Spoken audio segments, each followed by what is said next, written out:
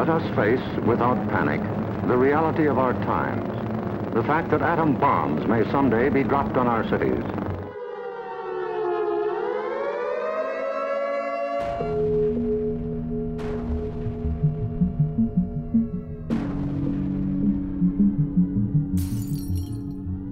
I had gotten interested in some of the Cold War infrastructure that was in the Twin Cities, and I was interested in what parts were still around and what parts were still visible.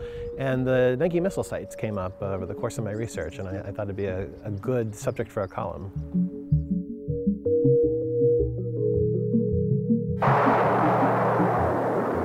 So we are in St. Bonnie, and we are near Missile Park, which is where there is a marker to the Nike missile base that had been located very near here during the earliest parts of the Cold War. In the early days of the Cold War, if a nuclear war was to break out between the Soviet Union and the United States, nuclear weapons would have to be delivered the old-fashioned way. You'd have to get them in a plane and fly them over the North Pole and actually fly over the cities that you were going to bomb. When the defense schemes were being put together in the 1950s, one of the earliest missile defense plans was to actually place these Nike missile bases on the perimeter of major American cities, so that if the Soviet bombers got over the North Pole and they hadn't been shot down over that or over Canada, the last resort was you would have to have these missiles come out of the ground and shoot the planes down very close to their final targets.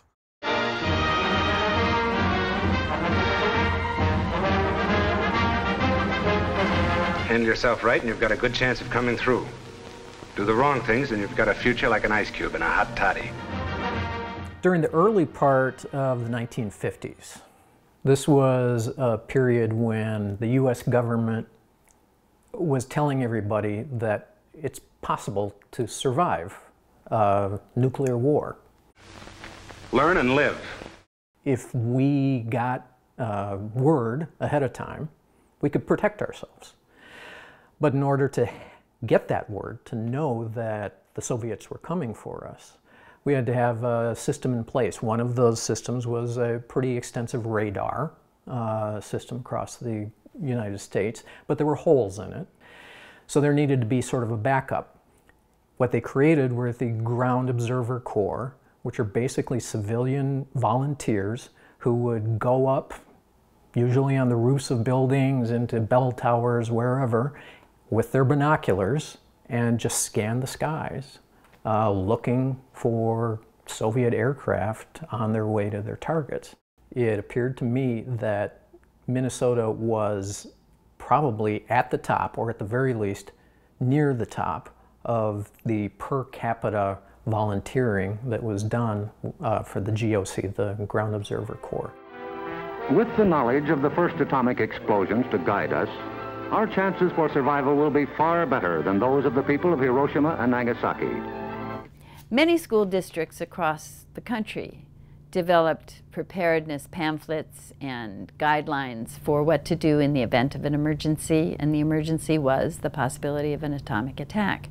And that was true here too in Minnesota, where a manual was developed to train children and their families what children should do to protect themselves.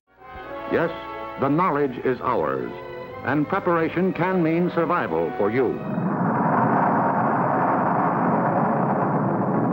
Starting in about 1953, after the Soviet hydrogen bomb test, the new emphasis was evacuating the cities, and to get ready for that, the U.S. government started scheduling these annual test runs, basically, where they would act as if the Soviets were attacking us. The fact of the matter was, even if we're able to evacuate thousands of people out of the Twin Cities metro area, there's still going to be thousands more who aren't going to make it.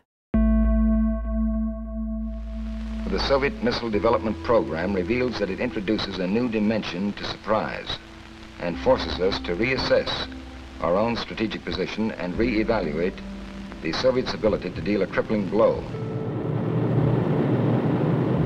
In 1957, the Soviets tested the first intercontinental ballistic missile.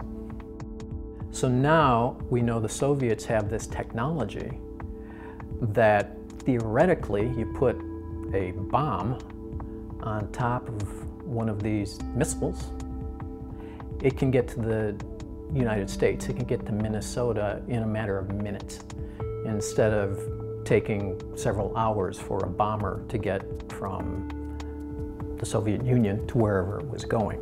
And so the government started concentrating instead on creating what they called fallout shelters. The shelter markings on the buildings in our cities and towns are symbols of an ever-expanding civil defense effort.